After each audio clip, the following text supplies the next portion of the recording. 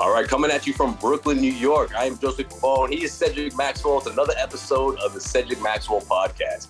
And Max, this team is up 3-0.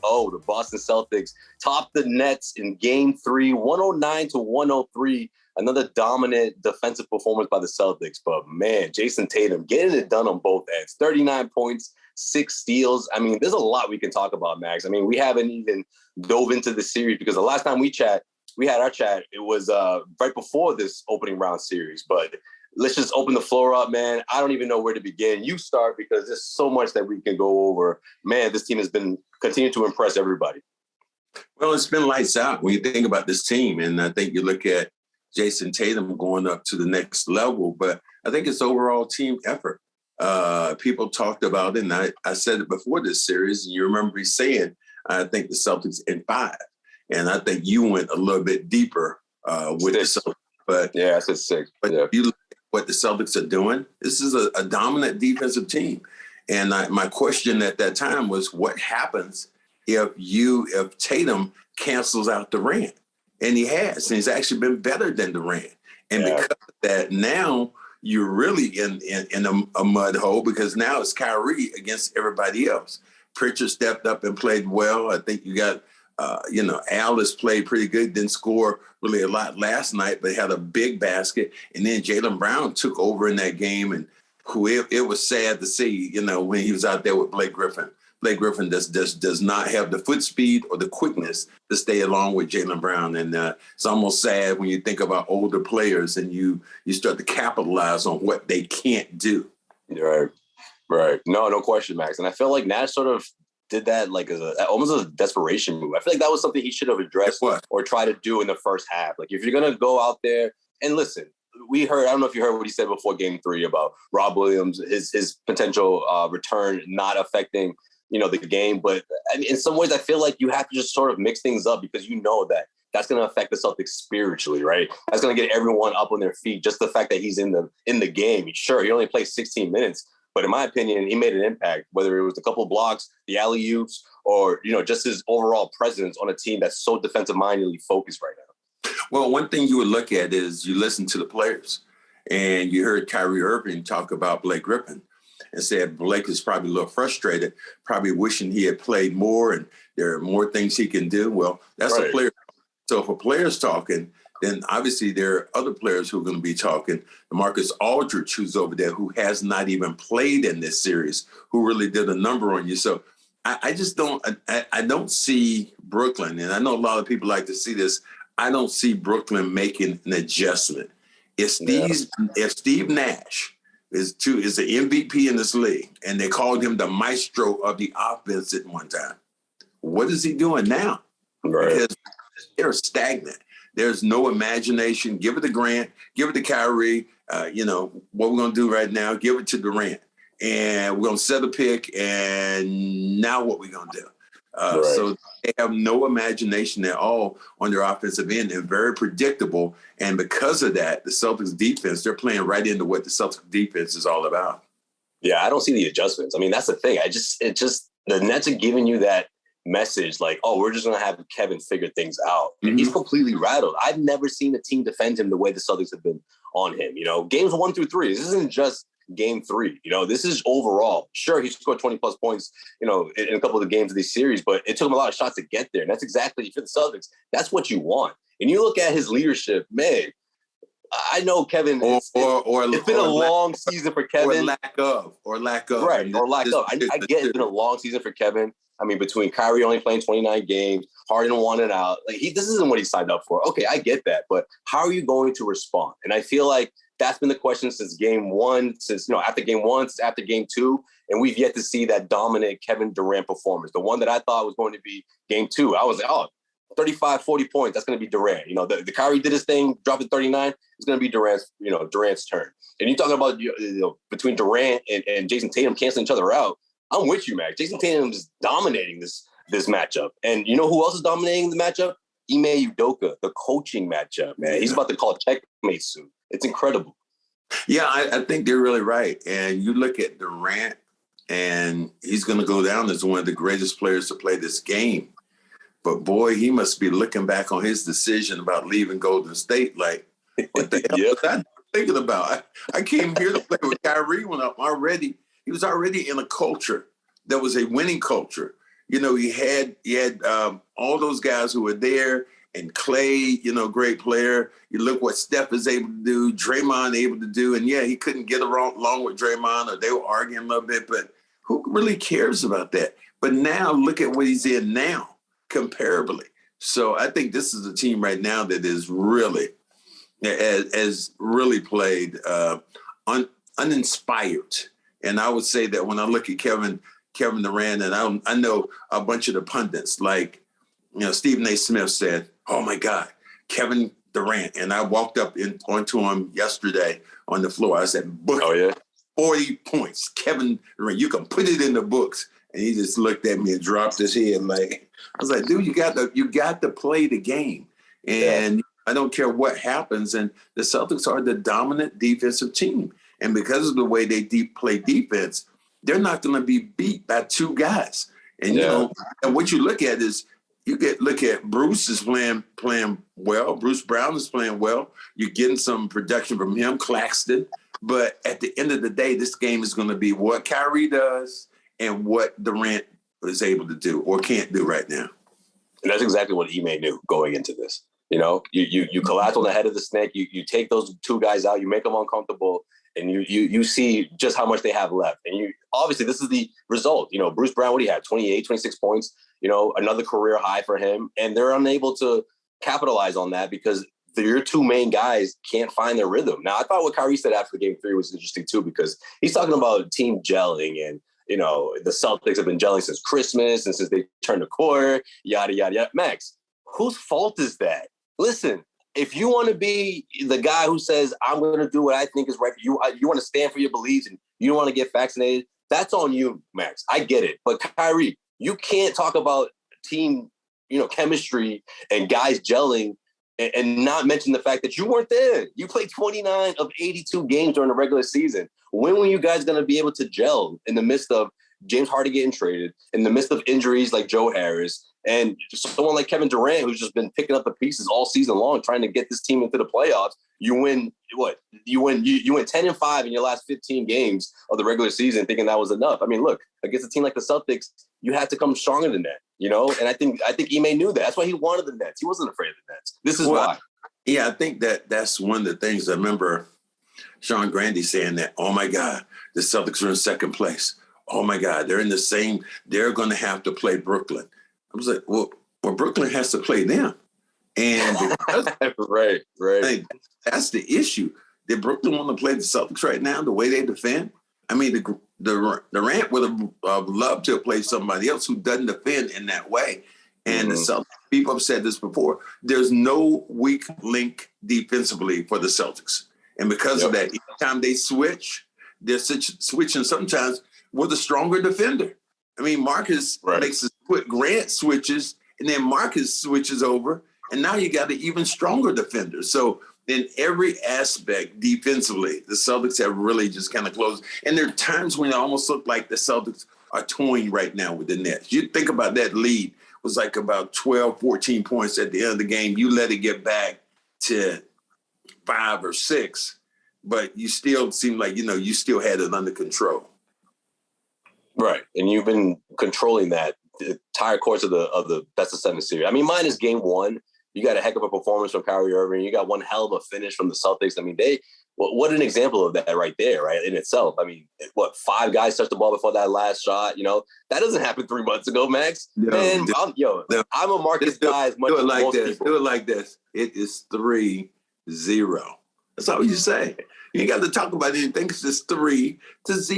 They have not. Max, if they lose that game, it could have changed things. But again, the Celtics were mentally tougher than the Nets. And that's been the story of the entire series. They came back even stronger in Game 2, and the Nets didn't stand a chance. I love all you people who say, if they had done that, if your uncle would have had some ovaries, he'd been your aunt. That's how that would have worked out. So, go with all this stuff about what if this would happen. Yeah, but this is the credit to the Celtics, though. You get what I'm saying, man? Like, they were mentally tough to finish that, They were prepared to play, and they were able to play well, and they defended all over the place. You think about it. When You had Kyrie out there. Kyrie went off. And here's the formula for the Nets to win. This is the formula for the Nets to win. Kyrie and Durant and Charles Barkley said it, Kyrie and Durant have to play fantastic on the same night. And then you have other guys stepping up and playing, unbelievable too. Well, we haven't seen that happen. We saw Kyrie play unbelievable, Grant, and then you have Durant then play well. Then you had both guys not really playing well. And then the Celtics came back and stole the game essentially in Boston, came back and won that game. And then here in Brooklyn, they counterpunched. Every time you saw Brooklyn come down with a play and knock down a shot, Celtics said, no problem. We'll come right back. We'll come back with Brown. We'll come back with Tatum. We'll have Horford in the corner. We'll let Marcus Smart knock down shots. This has been a lopsided affair so far. And if Brooklyn isn't careful, and this is how I say most of these series work, when you are the home team, when you're down 3-0 and you're playing at home, one of the things that happens is you'll come out and you watch this. They'll play a pretty good first half. But if there is ever any controversy, anything ever goes off the side of the rail, it's going to go down quick. And you could be looking at a blowout and, get your broom out because this surely is going to be a sweep because most teams are thinking right now we're down 3-0. We're home already. If we lose here, we ain't got to go back to – Kyrie's thinking, I ain't got to go back to Boston to hear all that crap and lose there. And then lose again. Home. Right. It's just human nature. And I would just be shocked if Brooklyn put up that kind of fight. Or are we looking at Ben Simmons now coming to the rescue with his orange pants on, his blue shirt? You can't throw him into the fire. Just saying. Look, why did he pull up looking like a magician or something, a jester or something? I don't know what that was. What's good with that? If he decides to pull Blake Griffin out of mothballs, then what else are you going to do? You don't have anything to lose. I mean, what are you going to do? Save Simmons for next year?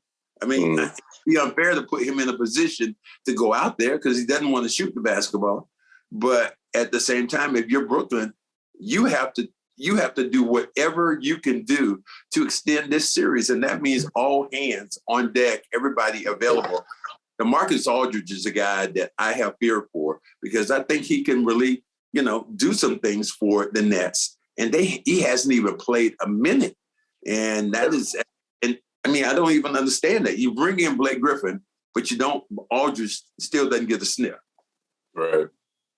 I feel like this is, to a certain extent, it's already happened, but I feel like we're embarking on a new era of NBA basketball. Like, there's no more of the super teams, no more of the, we're going to pair up and, you just fill out the roster or whatever money you have left on the table. It's fine. We can carry this team. Those days are over, Max. I mean, to a certain extent, you could say the Lakers were sort of like the last ones, but look at the Milwaukee Bucks. Giannis is on that team. He's a superstar. Drew Holiday is an all-star. But for the most part, there's guys on that team that know their role. There's guys that, the continuity is there, the chemistry. It's more team-oriented nowadays that gets you the championship as opposed to the, two guys are going to will your team to victory throughout the course of an 82 regular season, throughout the course of the playoffs. Like, those days are over because the rest of the teams, the rest of the leagues, the rest of the teams in the league have caught up essentially to those super teams. So are you saying that Brown and Tatum aren't those two guys? Or are you saying this is a collective effort by a unit and a coach? Is that what you're saying? This is a collective effort. I really do believe that. Like, granted, you could say the Celtics have two all-stars. I know Jaylen technically, by the book, wasn't an all-star this year, but he's an all-star talent, that the Celtics, he's one of the top guys. Ask Blake Griffin about that. Right. He went by Blake Griffin so fast one time. I felt bad. It's like Blake Griffin had to check to see if he had nails in his shoes. Yeah. I'm like, damn. He was trying to foul him one time. And Jaylen went by him so fast. I thought he had fouled him. I thought the play was over. And I saw it wasn't over, and he came down and dunked it. I was like, oh, man, that is so sad. Max, at the presser, my guy had the ice pack, one sleeve off, not there, just icing down. I'm like, damn, Blake, would you play 16 minutes? Not even. Jeez. But that's where he's at in this course. That's where he's at in his career right now, How is he right now? Even if you look at it, Durant is 33. He's 33 years old. And he has a lot of mileage on him. He's still a player, no doubt, but he still has a lot of mileage on him. His better days are probably behind him instead of in front of him.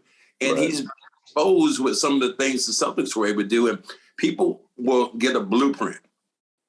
You can't do what the Celtics would do with Durant almost every night because what you have is you're playing a different team.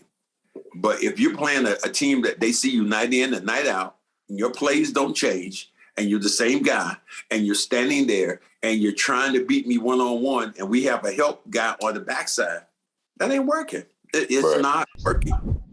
This episode of the Cedric Maxwell podcast is brought to you by Indeed. If you're hiring, you need Indeed because Indeed is the hiring partner where you can attract, interview, and hire all in one place. And Indeed is the only job site where you're guaranteed to find quality applications that meet your must-have requirements or else you don't pay. Instead of spending hours on multiple job sites hoping to find right candidates with the right skill sets, you need one powerful hiring partner that can help you do it all. Indeed partners you on every step of the hiring process.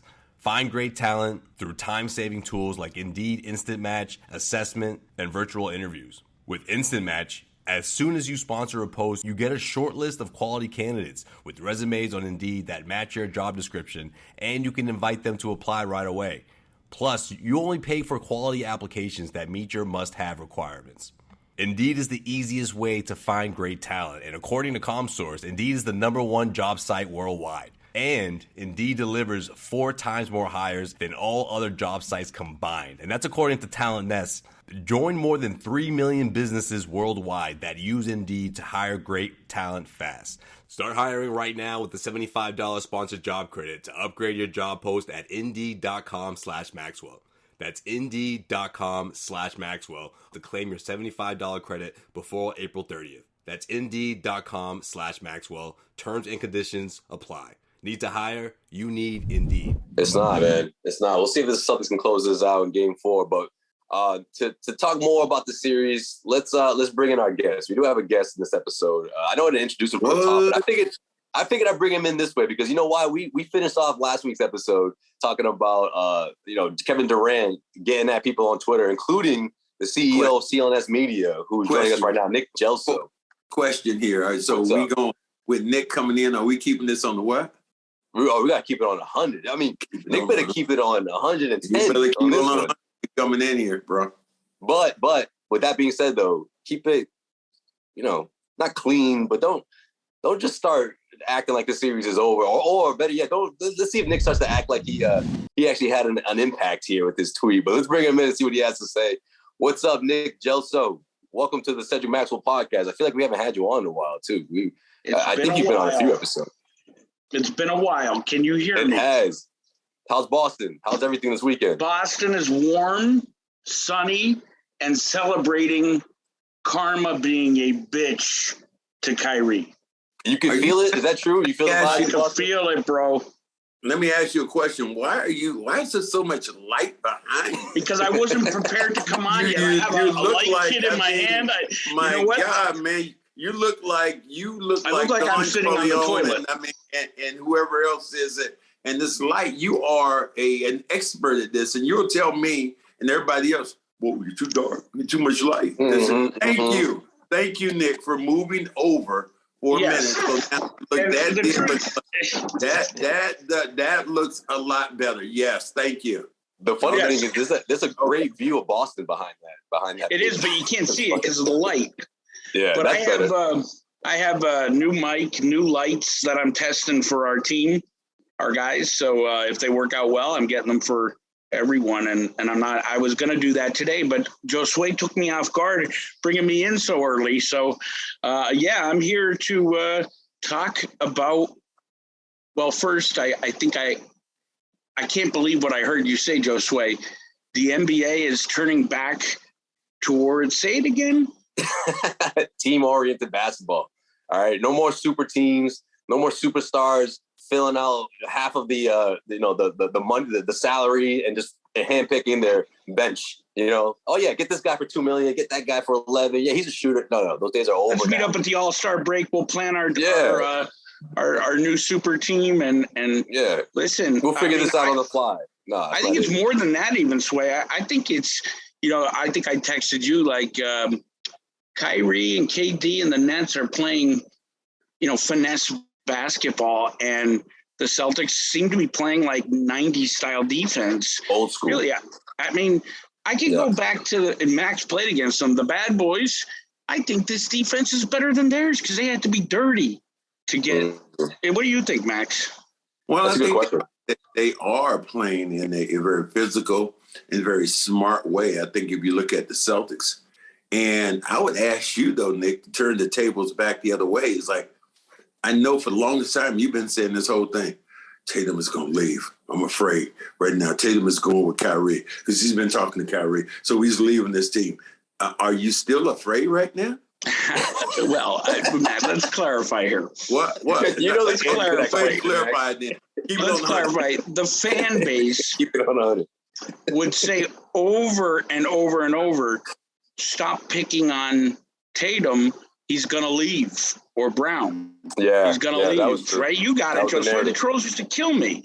And if you're going to be in a league where you can't give fair criticism or reaction to the players because they're going to leave, then what are we doing here? Like, it's sports. There's a winner, there's a loser, right? There's also accountability too, right?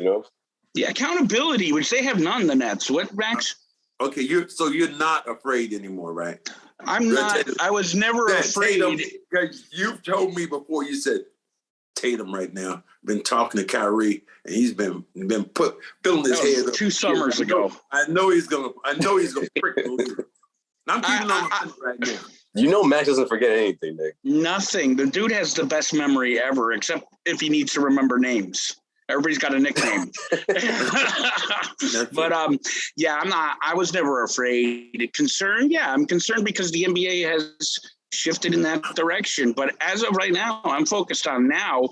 And what I've seen since since the new year has been Jayson Tatum. I don't know if he's working with somebody, but I mean, his play on the court is great. But his interaction with cameras and microphones has been as drastic a turnaround as the Celtics. So I don't think I will put it past the Celtics or even himself. I know his mom does a lot of business, to get somebody to say, Jason, you can weaponize the media. You can manipulate them. Because I watched the presser today, Josue. Did you hear him last time? You were in there. Last night he's saying, about MVP chance, let's go Celtics. He's saying we. He's saying the word Celtic. He's saying we play. I mean, let's face it, Max. We never saw him ever or heard him say the word Celtics. It was very rare. Well, one of the things we saw with him is, which I complained about early on, was he got into a little tiff with Claxton, where he pushed Claxton, and I was like, heart be still. This is what I said. Brown and Tatum have gotten to that point where it's a little nasty, a little mean, and because of that, everybody else is going to follow suit. So you bring Winston in just as a prompt. Okay. You say that, and you're 100% right. And not that I'm shocked, but like it has been spread through the team since Tatum has taken that approach to where everybody now, I wouldn't put them on your guys' level. It's a different era, but they're playing with passion, pride. They're playing in a way that would make you as a legend proud. And I thought of you last night with because during his presser, Jason's, he was talking about Al Horford diving for loose balls. And he said, and if Al Horford's going to dive for loose balls, we all better sure as hell dive for loose balls. And it immediately popped in my head. It wasn't 4 months ago. Max and I and Josue, all of us were asking, have you ever seen them take a charge? Have you ever seen them, defend their teammates? Oh, now, Max, how about Tatum got the hard foul? Was it Brown? And Jaylen got in his face. Jaylen got in his face. There we go. Yeah, I mean, that's a sign of that's the sign for me of growth from this team. When you start hearing that way, the thing that Tatum said the other day, Nick, to me, which stood out more than anything else, he said, I want to make sure that nobody plays harder than us.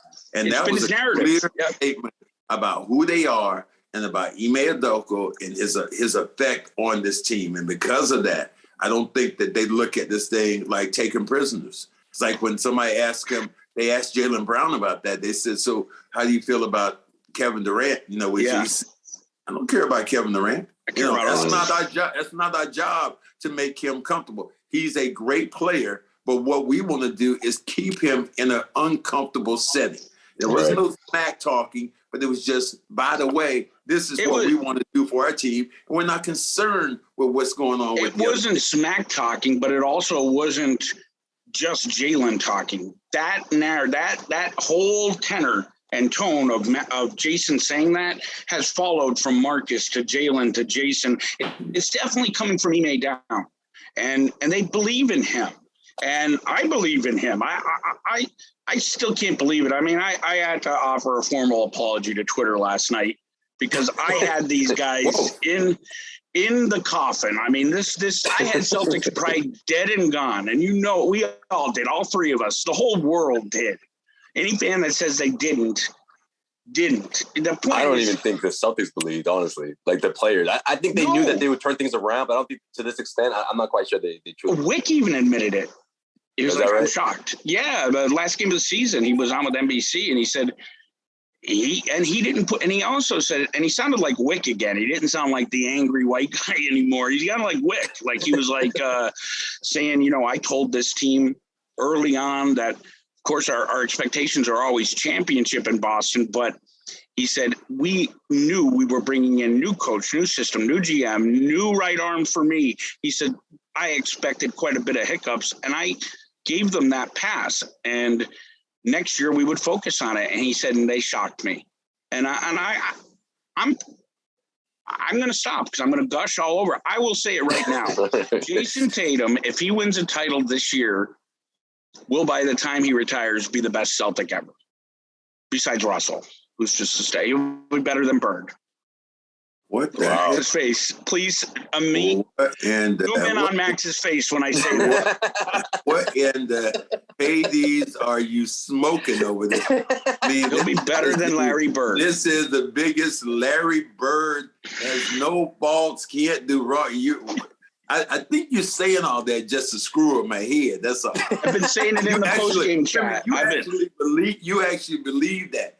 Jayson I believe that. If he continues on this trajectory, he will be the best Celtic. He will be number 2 behind Russell. Behind Russell, the honorary role. Yeah. Ahead of Larry Bird. Ahead of Larry Bird. I'll tell you, you're going to ask why? I'll tell you why. Here's my reasoning. Now, Tatum's got a long way to go, and they gotta close out this series, obviously, and win a title. But he's got everything and more experience than Larry did at 23. Larry was a rookie at 23. Think about that. Tatum's been to the Eastern Conference Finals 3 out of 4 years. He's developed into a pass. You now have to guard him 100% for the pass. He's a better defender than Bird one-on-one. Shocking to say. He may be a better three-point shooter than Bird because Bird didn't shoot him that much. Max, he's been playing defense at a level I've never seen before lately. I don't know. I can't attest to what Bird used to do on the defense. Hold on. Elizabeth. Bird was magic. Elizabeth, I'm coming to see you, honey. So I might have to edit this one. Oh, my God. Nick, I might have to edit this. That is just almost sacrilegious coming from you. When I said anything about anybody else, oh, my God, you would thought that I was talking about your mom or somebody. When I just said, oh, well, maybe Larry couldn't do that. Oh, my God. And now you're stepping out for saying this. I'm just going to let it marinate on my side. And not for Dirk, not for KG. Josue, not for KG, not for Dirk, not for KD, for Jayson Tatum. That man has instincts. I've only seen probably with like Magic and Bird. Now that he's getting into a place where his confidence have found him, he's finding the open man. Like he's just locked in. Listening to him last night, I don't remember who the sideline reporter was in the walk-off interview, but they asked him, you know, are you ready to go for a sweep? And I was walking away from the TV and I stopped quick because I wanted to hear what he'd say. I think the old Tatum would have just giggled and kind of said nothing, right? We'll see what happens. Right. Yeah, we'll see what happens. fire. Like, he was fired up. He said, we got one more to win, playing against two of the best players in the world. We got to close this out. Game four. It was just, I know, Max, you're speechless, but where Tatum lacked. Well, let's give Max a minute to collect his thoughts. One more thing. Let me ask you about Paul Pierce's tweet after the game, though. After game 3, I like this tweet. I think it's interesting. Let's talk about it. I agree with him. And this is what the truth had to say. I think Jayson Tatum is surpassing Kevin Durant right before our eyes in the NBA hierarchy. What do you think about that, Max? I would like to give a little bit more time because. Oh yeah, my fault. Yeah, Nick, what do you? Is that? No. Premature? No. I'd like to give a little bit more time when you say that, in the fact that Kevin Durant is a 2-time champion, and he's a double Finals MVP. He ain't playing like it, Max. I don't care. I thought you needed more time for that burst. Let's just give the guys credit, because he's a double MVP, Finals MVP. He's a 2-time world champion. He's a surefire. He's first ballot Hall of Famer. Don't pass the baton yet. Jayson Tatum has to get still on that ride. And I'm not slighting the fact that his trajectory is going that way. I love that. But at the same time, I just want to see a little bit more. Well, on the Garden Report, I talked about how he's reminding me, and I know some of the fans probably don't like to hear his comparison, but he's reminding me of a young LeBron James. Like, when LeBron decided to play defense and, he really became that force on the opposing end, that's when the success really happened in Miami, right? When he was empowering guys to take more shots, being better playmaker. Like, when I'm seeing a lot of that. Was that? In Miami, it was like when LeBron said, "This is your team to Wade," in year 2. Oh, Wade said it to LeBron. Exactly. Yeah, that LeBron's was when he started to really implement, that force on the defensive end. And I'm seeing that with Tatum right now. And I'm not just saying that because of the 6 steals. I mean, he's in people's faces. He's helping. The help defense is there. He's moving emotional. A lot. He's very active on defense now. It wasn't like that. There's been very few times we can think in this league that one guy has been in a position where he has guarded Kevin Durant one-on-one. Now, mind you, there's help on the backside, but there's been a lot of circumstances where Tatum has been on an island by himself. He's cut him off from getting towards the basket. And sometimes what we might be seeing right now is the mentor is now is now the Darth Vader, a little Darth Vader. Yeah, he's like, what is that? I mean, you remember the trainer becomes none of you guys remember this. I wouldn't go with Star. I would go really with Kung Fu. They have a scene in Kung Fu where the guy says to Ime Udoka, he said, "Take this pebble out of my hands." And every time he tried to swipe it, and he couldn't get it. And then finally he put the pebble out and he said, "Take it from my hands." And the guy closed his hand. He's still smiling. And then he opened his hand and realized that the pebble was now gone. And it was in Carradine Kung Fu. He had become now the master. The master. And I think that's one of the things we're starting to see. And somebody became the master. They made a great comment when they said, how did it seem when the Nets were getting beat the way they were? And Kevin Durant was laughing about Tatum when he fouled him. And that was Jalen Rose that said that. Back and forth. And I was like, that's a pretty good. No, it was JJ Redick. No, it was Jalen Rose. It was Jalen Rose? Jalen Rose who actually said that. And I was like, whoa, that's pretty deep. I'm glad you brought that up. Nick, let me ask you about what happened 2 weeks ago. I mean, was this just like you just woke up in the morning one day, decided to tweet about the last birthday? I mean, listen, in your defense, it wasn't like you tweeted at Durant. Durant mentioned you. He popped into your mention. So I want to know, what was it like when you looked at your mention and you saw I was on the phone with Max the whole time. And an hour goes by. I'm on the phone with him. We're solving the NBA's problems or the world's problems. I get Sunday morning. I would hang up, and I have 5 million alerts.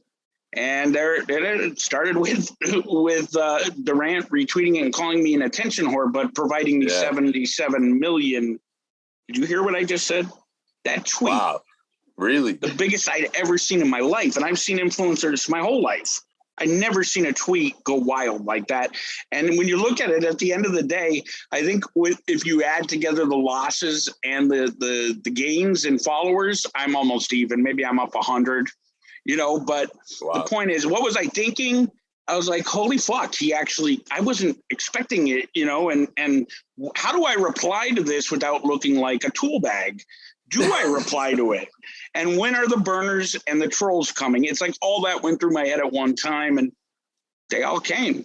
I mean, they were still coming at me last night. And I was like, how could you guys be so low basketball IQ that you're talking trash with me? We punked your team. KD's getting punked. Yeah, I was telling Max last week that was perfect. What did you say? I was just going to say, I think he saw your bio, saw CEO, CLNS Media, Boston Network, and was like, I'm going to get at this dude. And honestly, Kyrie used to harass you, Josue. He used to watch our shit. I mean, he has me blocked, Kyrie, still. He has you blocked? Wow. He's had me blocked since he's here. Kyrie knows CLNS Media. And Max was laughing it off. I'm like, no, they know CLNS. Like, they I'm not saying that they know Nick personally, but they don't know me. They see your affiliation. Kyrie, and I think that was... He knows you, Josue, because he used to roll his eyes at you immediately because you'd ask him. Yeah, because I call him out on his BS from time to time. That's why. Yeah, Kyrie was the king of... Josue's going to ask a perfectly great question. He's going to look at Josue like he's an ant. And then Kristen Ledlow is going to ask the exact same question, and he's going to answer it with charisma and charm. That's Kyrie. But back to Jayson Tatum, I honestly think that the instincts are – I've always thought that about him. The one thing that I think he fought against was confidence and personality and leadership. That can only get better, right? Like, I don't understand. So if he wins a title or multiple titles, we're talking multiple. I just think I think if you put Tatum and Bird, and I have to pick first, at 23, I'm picking Tatum. Who are you picking, Max? I'm speechless, Nick. You just keep going. I'm just so dead on just listening to what you said. My opinion really doesn't matter right now. He said I am too. I have never heard you speak this way when it's come to any other player on this team. He's my hero. And you think about it for a minute, you talked about trading. And I talked about Brown leaving. Mm-hmm. And so we both, but this is one thing we have to give Josue credit for. Josue said, let the two young guys play together. Yeah, figure it out. And they're on the contract. I have to give them credit for. I'm like, and we're gonna give them. We're gonna do that after that Minnesota game where it was in the middle of the season that was god awful, one of the worst games we'd ever seen. And they had no players, and they beat the Celtics with all their starters. And then Josue said, give it a minute. Let these two guys play together. Now, Marcus Smart. All these key things go along with it. Marcus Smart calling guys out about passing the basketball. Marcus Smart. And I talked to Ime, and Ime said, one of the things I did in the beginning of the year, he said, I just said, Marcus, I know before you've always had people behind you that were, he said, this is your basketball club. I'm going to let you defend it. I'm going to let you you're the point guard, and I'm going to let you do what you want to do. Then the other thing that happened was Jaylen and Tatum addressed the elephant in the room and said, we can play together and we like each other, because that was the wild rumor. These guys don't like each other. Jaylen and Jason. They can't play together. And when they addressed that, and Marcus Smart controlled the initial point of attack, and what we saw was Rob Williams develop into that third star. And it just, everything just kind of ballooned on. And then Ime's work ethic and Ime's belief and for stepping in, and you watch all these other guys, and nobody wants to give Brad credit too. Yeah, you gotta give Danny credit too, Max. Well, Brad was in the house. I'm away from Danny because when Danny left, let's look at the moves now that Brad made. Brad goes out and he goes in. And he gets White, but he also gets Daniel Tice as the insurance policy. Yeah, you're right about that. That has been huge. And the fact that he was able to move a guard to give Pritchard an opportunity, give other guys opportunities that they wouldn't have got if you think about people who were there at that time. That's who I owe an apology to. The apology cam is to Brad. Because I think sometimes we mistake his lack of emotion for lack of caring, or I do. On the bench, he had certainly lost the team, but man, I did not think he was equipped to negotiate deals. I did not want to see Danny go. If you were to ask me, I'd still bring Danny back, but I apologize to Brad because the dude is a savant. I mean, he's just good at everything. Josue, who the hell is this you have on that's taking place? Nick Gelso suit on because I mean, this isn't the same dude that would apologize for anything like this. This is a guy from Pennsylvania who, you know, he's a Pennsylvania, whatever he is, and he stayed Democrat. And I have to believe that. But now he's apologizing. He's saying that somebody might be better than Larry Bird. I'm like, this is like some impersonator. You got to think, Max. You got to think about it. 23 years old. When Bird was 23, he was a rookie. We spent 3 days in Brooklyn, and all of a sudden, he's changed. Watch this, Josue. Nick, I didn't know he was 23. Oh, wait, no. Well, you were there. I fucking played. Let me do this. I fucking played with him. Now I'm going to have to smoke a cigarette. He's dropping F-bombs. I know that already. I know that information. So, but what I'm saying is at 23, you played Larry one-on-one. At 23, who would do better against you, Larry or Jayson?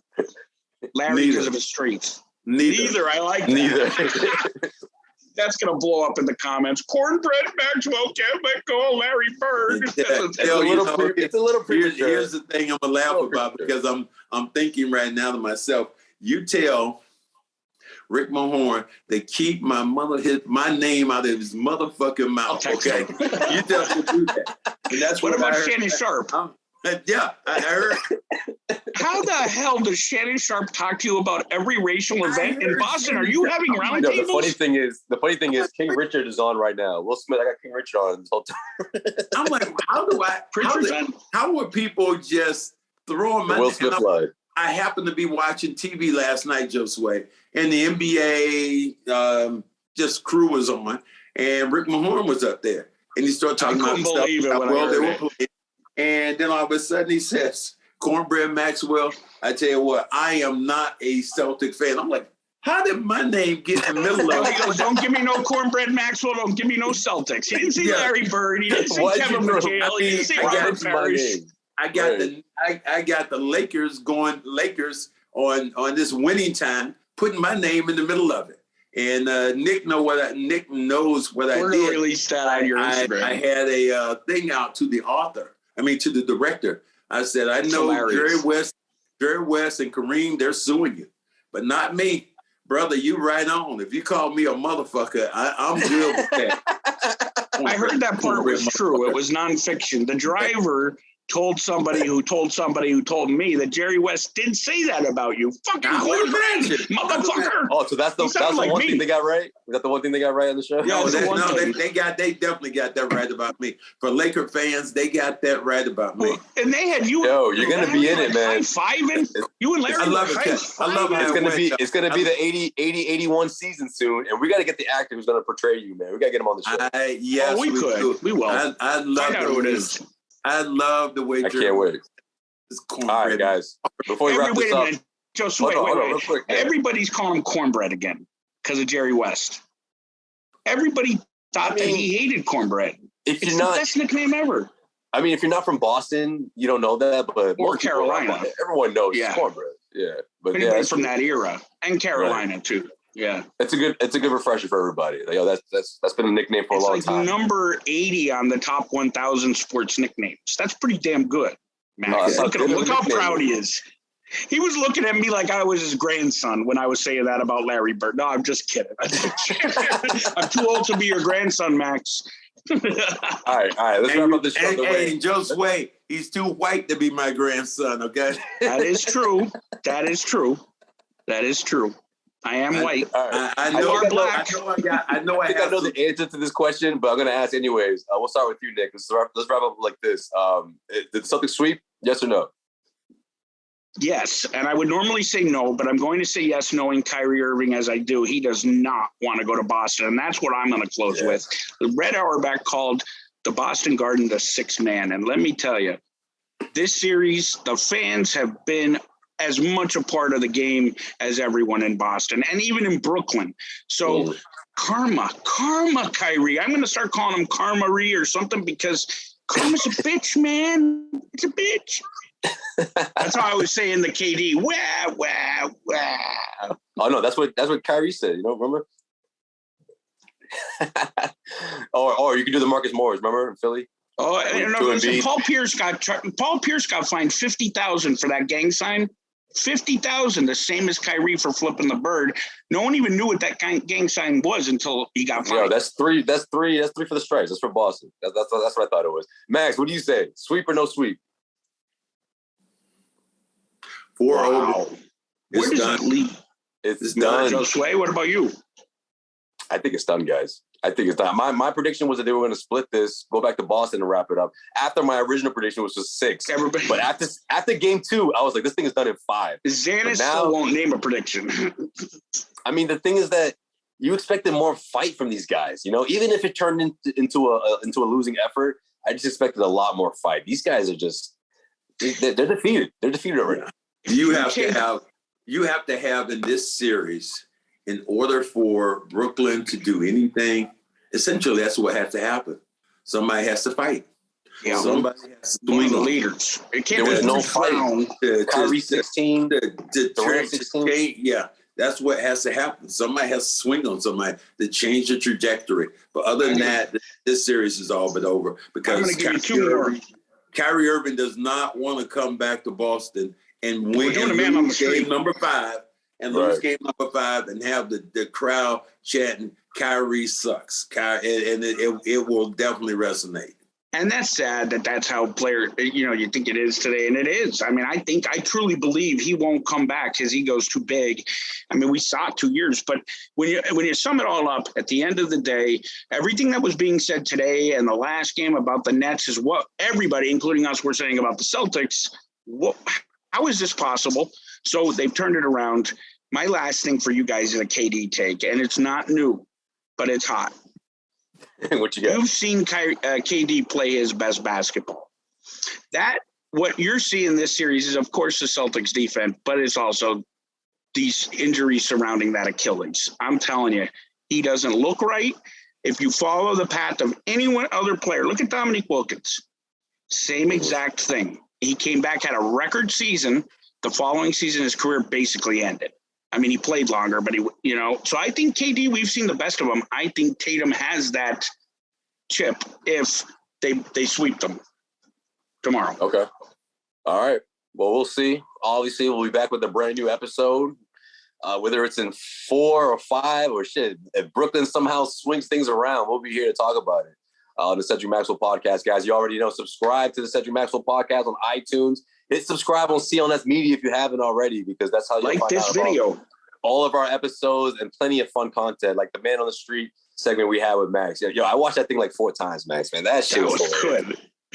I'm not surprised how funny, like the way it came out. I'm not surprised, but it was just like the kids and like the mother of the kids getting into it. I didn't expect all of that, man. That was fun. That was great. That was a lot of work. We'll end it by saying, what do we do, Josue, in this show? What do we do? We always keep it on 100. Keep it on 100. I'm too white to say it that way. Hello? Hello? May I ask who's calling? It's Nicholas Gelso. Nick's like, guys, keep it on 100. Keeping it on the 100. As Josue would say, keep it on the 100.